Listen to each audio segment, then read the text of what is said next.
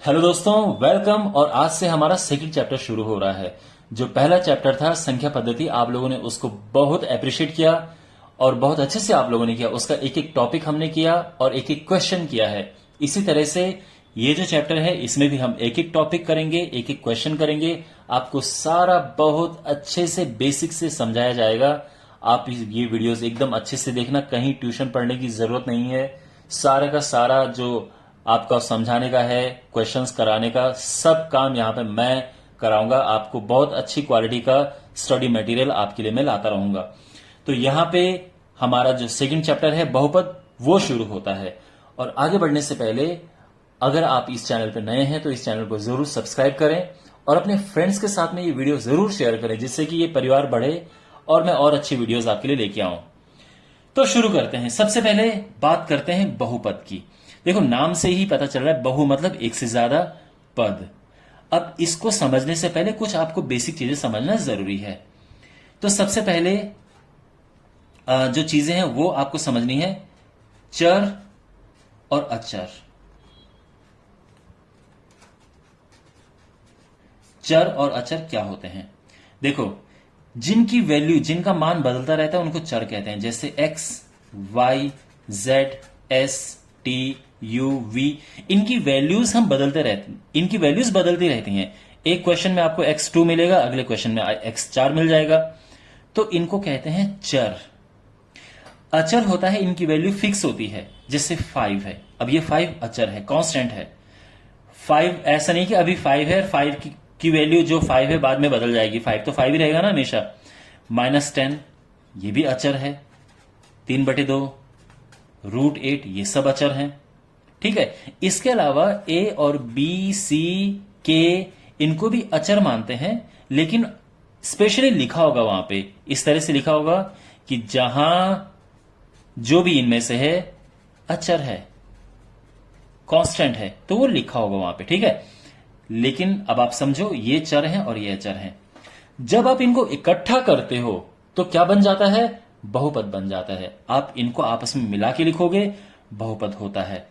ठीक है। यानी मैं इनको मिला के लिखता हूं। मैंने मिला के लिख दिया x+5, ये बहुपद बन गया। x² + y - 10 ये बहुपद हो गया। x + y + 3z ये बहुपद हो गया। सारे बहुपद हैं। ठीक है। लेकिन क्या हर बार बहुपद मिल जाता है हमें मिला के? आंसर है नहीं। अब कैसे? देखो, बहुपद की माय डियर एक कंडीशन होती है। वो कंडीशन ये है कि जो भी इसमें चर है, इसकी जो घात है, ये एक पूर्ण संख्या होनी चाहिए। समझे कहने का मतलब? यानी x की घात यहां पे 1 है, यहां पे 2 है, यहां पे y की घात 1 है, यहां पे x की घात 1, 1, 1 ये है। तो ये सब पूर्ण संख्या है, इसलिए बहुपद। लेकिन अगर मैं यहां पे ऐसा कर दूं कि x की घात -2 है प्लस y, क्या ये बहुपद होगा? बिल्कुल नहीं। तो ये बहुपद नहीं है। ठीक है। इसके अलावा अगर मैं लिख रहा हूं √x + 5, क्या ये बहुपद है? नहीं, ये भी बहुपद नहीं है। ठीक है। अगर मैं लिख रहा हूं x + √5, क्या ये बहुपद है? बिल्कुल ये बहुपद है। क्यों? क्योंकि कंडीशन ये है कि चर की घात पूर्ण संख्या होनी चाहिए। अचर की कुछ नहीं, अचर की घात में कुछ भी हो सकता है। लेकिन जो x है ये चर है, वेरिएबल है, इसकी घात 1 है, पावर हम जिसे कहते हैं, इसकी पावर 1 है। ठीक है। यहां पे देखो तो यहां पे x की पावर क्या है? 1/2 है, √1/2 माना जाता है। इसीलिए ये जो है बहुपद नहीं है, पॉलिनोमियल नहीं है, ये भी पॉलिनोमियल नहीं है, और ये है। तो अब आपको समझ आ गया कंडीशन। तो आपके पास क्वेश्चन में इस तरह से भी आ सकता है कि बताओ x + 1/x, क्या ये पॉलिनोमियल है? क्या ये बहुपद है? आपका आंसर होगा बिल्कुल नहीं। क्यों? क्योंकि यहां पे तो चलो ठीक है, इसकी घात 1 है, लेकिन अगर इसको हम ऊपर लेके जाएंगे तो ये तो -1 हो जाएगा। तो ये नहीं है। अच्छा, तो क्या फिर x + 1/x⁻², क्या ये पॉलिनोमियल है? तो आपका आंसर होगा, देखो पहले इसको चेक करके देखो। देखो, सबको ऊपर लेके जाते हैं हम, ठीक है ना। ये भी ऊपर लेके जाएंगे। तो ऊपर लेके जब हम गए तो हमने पाया कि इसकी घात तो दोनों पूर्ण संख्या आ रही है, एक है ये, दो है, यानी ये है, ये बहुपद है, तो ये भी है। समझ आ गया? तो कौन सा जब हम इनको मिलाते हैं ये बहुपद है, कौन सा नहीं है। आई होप अब आपको समझ आ गया होगा। ऑलराइट, तो अभी तक आप ये समझ चुके हो कि कौन से बहुपद होते हैं और कौन से बहुपद नहीं होते हैं। एग्जाम की दृष्टि से बहुत इंपॉर्टेंट है ये। अब आगे मैं बहुपदों के प्रकार आपको बताऊंगा। देखो, बहुपद को किस किस तरह से बांटा जा सकता है, तो मैं आपको बता देता हूं। एक तो है चर पर आधारित कि कितने चरीय है, दूसरा पद कि कितने पद उसमें है, और तीसरा घात कि उसकी घात क्या है। इस पर आधारित हम इनको बांटते हैं बहुपदों को। ठीक है, एकदम आसानी से आपको समझ आ जाएगा, बिल्कुल ध्यान दीजिए। तो अगर मैं बात करूं x प्लस वाई स्क्वायर, इसमें कितने चर हैं, तो इसमें 2 चर हैं। अगर मैं बात करूं 4x प्लस 6, कितने चर हैं, तो एक ही चर है इसमें। अगर मैं कहूं कि x की घात 100 प्लस y की घात 50 प्लस z की घात 30, इसमें कितने चर हैं, 1 2 3। तो ये आपको समझ आ गया। चल, तो इसको हम कहेंगे 2 चरीय, ये 1 चरीय है, ये 3 चरीय है। सिंपल। अब बात करते हैं पद की। तो देखो, अगर मैं लिखूं केवल 4x, इसमें कितने पद हैं, ये केवल एक पद है, तो ये होगा एक पदीय। ठीक है, इसको इंग्लिश में कहते हैं मोनोमियल, अगर आप जानने में इंटरेस्टेड हो तो। अगर मैं कहूं 4x प्लस 3, तो इसमें कितने पद हैं, इसमें है 2 पद, यानी एक ये है और एक ये है। तो जो प्लस या माइनस होते हैं वो पदों को अलग अलग करते हैं, तो ये है द्विपदीय। ठीक है, या सिंपली द्विपद कहेंगे इसको, द्विपद। ये एक पद द्विपद। ओके, तो ये द्विपदीय हो गया, यानी इसको इंग्लिश में बाइनोमियल कहते हैं। इसके बाद 4x square plus 3x plus 1, तो ये हो गया त्रिपदीय, ट्राइनोमियल, त्रिपदीय। ठीक है, लेकिन ध्यान रखना ये सब एक चरीय हैं, एक चरीय एक चरीय एक चरीय। मैं एक चरीय इसलिए लिख रहा हूं क्योंकि जो सिंगल वेरिएबल होता है वो बहुत पॉपुलर होते हैं। आपके पास ज्यादातर क्वेश्चन सिंगल वेरिएबल वाले ही आएंगे, यानी आपके पास बहुत कम ऐसा होगा कि एक्स वाई मिक्स करके आएगा, या तो सारे वाई होंगे या सारे एक्स होंगे। तो ज्यादातर ऐसा है आपके पास, लेकिन ऐसा नहीं कि अगर इस तरह से बिल्कुल भी नहीं आ सकता। हो सकता है कि आपको एग्जाम में पूछने के लिए आ जाए कि बताओ इसमें कितने चर हैं या इसकी घात क्या है, जो हम अभी पढ़ेंगे। लेकिन ज्यादा जो पॉपुलर है वो आपके पास एक चर है, सिंगल चर आएगा। ठीक है, हो सकता है केवल y हो, Y square plus 4y plus 7, ये भी त्रिपदीय हो गया। ठीक है, फिर इसके बाद u की घात 3 minus 6u square plus 2u plus 1। ठीक है, तो ये इसमें 4 पद हैं। तो इसके बाद अब सबको हम बहुपद बोल देते हैं। वैसे अगर टेक्निकली देखें तो एक पद के अलावा सारे बहुपद होते हैं, वैसे ये भी बहुपद में आता है, तो है तो सारे बहुपद। लेकिन क्वेश्चन अगर यह आ जाए कि इसमें कितने पद हैं, तो आप बोल सको कि इसमें 4 पद हैं। ठीक है, और इसमें कितने चर हैं, तो इसमें केवल एक चर है, इसमें भी एक चर है।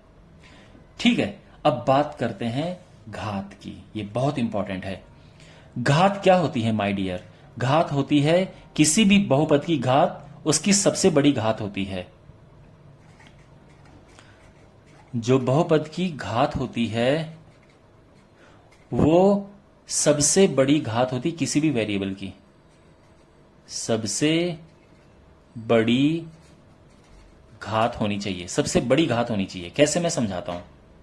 देखो, यहां पे अगर हमारे पास इस तरह से है, देखो x की power 10 plus 2x square plus 1, इसकी घात क्या है, तो इसकी घात है 10, क्योंकि सबसे बड़ी घात 10 है। अगर मैं कहूं x स्क्वायर प्लस 5 की पावर 10, इसकी घात क्या है, 2। क्यों? क्योंकि चर तो ये है, ये तो कांस्टेंट है, अचर है, तो इससे मैटर नहीं करेगा। एक्स स्क्वायर प्लस वाई की घात 10 प्लस जेड की घात 20, इसकी घात क्या है? तो 20 है, क्योंकि जो चर है उसकी सबसे बड़ी घात 20 है। ठीक है, इसकी 2 है, इसकी 10 है, लेकिन सबसे बड़ा ये है, ये सबसे बड़ी घात है, तो यही इस बहुपद की घात भी 20 मानी जाएगी। ठीक है, तो जो सबसे बड़ी पावर होती है वो उसकी घात आ जाती है। ठीक है, इंग्लिश में इसको वैसे डिग्री कहते हैं। तो अब आपको ये समझ आ गया? अच्छा, अब कुछ इसमें मैं आपको अलग अलग चीजें बता देता हूं। जिसकी घात 1 होती है उसको हम कहते हैं रैखिक। जिसकी घात 1 होती है, जैसे x प्लस 1, इसकी घात क्या है भाई? 1 है ना, x की घात 1 है, तो ये रैखिक है। x प्लस 2y प्लस 6, इसकी घात क्या है? ये भी 1 है, इसकी घात 1 है, इसकी भी 1 है, तो सबसे बड़ी घात 1 ही हुई, तो ये भी रैखिक बहुपद हो गया। तो रैखिक यानी लीनियर किसे कहते हैं? जिसमें सबसे बड़ी पावर 1 होती है, 1 होती है, तो वो होता है लीनियर। अगर मैं केवल लिखूं 4x, तो ये भी रैखिक है, क्योंकि इसकी घात भी 1 है। समझ आ गया आपको? अच्छा, अब अगर मैं कहूं जिसकी घात 2 होती है उसको क्या कहते हैं? तो उसको हम द्विघात बहुपद कहते हैं। द्विघात बहुपद, ठीक है। तो कौन सा? जैसे x square plus 4x plus 3, तो इसको, इसकी घात 2 है, तो इसको हम द्विघात बहुपद कहेंगे। ठीक है, जैसे Y square plus 3y minus 8, तो ये भी द्विघात है, इसकी घात 2 है। ठीक है, इसी तरह से त्रिघात हो जाएगा, 3 घात। लेकिन जो सबसे इंपॉर्टेंट आपको समझना है वो ये है, देखो घात 0 कब होती है? 0 घात तब होगी जब आपको x नहीं मिलेगा, यानी केवल होगा, इसको हम कहते हैं अचर बहुपद, कांस्टेंट पॉलिनोमियल, अचर बहुपद। ठीक है, कांस्टेंट पॉलिनोमियल। अब इसमें x नहीं होना चाहिए, यानी केवल 4, तो ये क्या है? ये एक अचर बहुपद है। केवल अगर मैं 5/3 लिखूं तो ये भी अचर बहुपद है। अगर मैं केवल √7 लिखूं तो ये भी अचर बहुपद है। सब अपने आप में अचर बहुपद हैं। ठीक है, अच्छा, और इसके अलावा एक शून्य बहुपद भी आता है। शून्य बहुपद, शून्य बहुपद होता है जहां पे केवल 0 होता है, वो शून्य बहुपद होता है। ठीक है, केवल 0। और सबसे इंपॉर्टेंट क्वेश्चन जो अभी तक मैंने पढ़ाया है उसमें सबसे इंपॉर्टेंट क्वेश्चन ये है कि इसकी घात क्या है? तो इसकी घात आप कहोगे नॉट डिफाइंड। ठीक है, परिभाषित नहीं। तो क्वेश्चन अगर आपके पास यह आए कि शून्य बहुपद की घात बताओ, तो आप कहोगे कि शून्य बहुपद की घात परिभाषित नहीं है। अगर क्वेश्चन आए अचर बहुपद की घात बताओ, तो आप बोलोगे अचर बहुपद की घात 0 होती है। ठीक है, रैखिक बहुपद की घात बताओ, तो रैखिक बहुपद की घात 1 होती है। सब समझ आ रहा है? ठीक है, और यहां पे एक लास्ट चीज मैं आपको ये बता देता हूं कि जब इस तरह से लिखा होता है तो ये अपने आप में बहुपद है, लेकिन बहुपद को रिप्रेजेंट करने के लिए हम यहां पे p लिख सकते हैं, q लिख सकते हैं, r, s कुछ भी लिख सकते हैं। तो p, अच्छा ये x और y है, तो हमें यहां पे लिखना पड़ता है x, y। इसको भी p लिखो या q लिखो, कुछ फर्क नहीं पड़ता है, लेकिन अंदर x होना चाहिए। क्यों? क्योंकि यहां पे केवल x है। अगर मैं इसकी बात करूं तो इसको मैं, चलो इसको मैं s का नाम देता हूं, ठीक है ना। अब इसमें क्या है? इसमें x है, इसमें y है और इसमें z है। तो इस तरह से हम लिखते हैं। लेकिन सबसे ज्यादा पॉपुलर क्या है? देखो, अगर मैं यहां पे जैसे ये है, तो इनको मैं लिख सकता हूं px, क्योंकि ये x में है। इसी तरह से ये px लिखो या qx लिखो, ठीक है, बात एक ही है। तो ये qx हो गया, इसी तरह से ये भी qx हो गया, या px ले लो या fx ले लो, बात कुछ फर्क नहीं पड़ता है आप क्या लें। चलो इसको मैं f ले रहा हूं, लेकिन अंदर जो है वो y यहां पे होना चाहिए। देखो यहां पे x है तो अंदर x होना चाहिए, यहां पे y है तो ये y होना चाहिए। ये केवल बहुपद को रिप्रेजेंट करने के लिए है, लेकिन अगर आप ये ना भी लिखो कोई बात नहीं है, लेकिन क्योंकि बुक में इस तरह से है तो मैं आपको इसलिए समझा रहा हूं। अब जैसे ये है, ये भी एक बहुपद है जो कि यू की फॉर्म में है, यू की टर्म्स में है, तो मैंने पी यू लिख दिया है। ये सब समझ आ गया? ओके, तो यहां तक अभी आपने इस वीडियो में क्या क्या सीखा, मैं आपको पूरा जर्नी आपकी पूरा समअप करता हूं इसे। देखो, आपने ये सीखा कि चर क्या होता है, फिर अचर क्या होता है, इसके अलावा कोई बहुपद जो है वो बहुपद कब होता है कब नहीं होता है, ये आपने सीखा है। इसके अलावा एक पद, द्विपद, त्रिपद ये क्या होते हैं ये आपने सीखे। इसके अलावा एक घात यानी रैखिक समीकरण क्या होता है, द्विघात समीकरण क्या होता है, फिर इसके बाद अचर बहुपद क्या होता है ये आपने सीखा, ठीक है। फिर शून्य बहुपद क्या होता है, शून्य बहुपद की घात क्या होती है, अचर बहुपद की घात क्या होती है, तो ये सब आपने इस वीडियो में सीखा है। तो अगर आपको ये वीडियो अच्छा लगा है तो आप इस चैनल को सब्सक्राइब करें और वीडियो को अपने दोस्तों के साथ में जरूर शेयर करें, सबको इस चैनल के बारे में बताएं और आपके लिए बहुत अच्छा कंटेंट आगे भी आएगा। तो वीडियो देखने के लिए थैंक यू और अच्छे से मेहनत करो। All the best.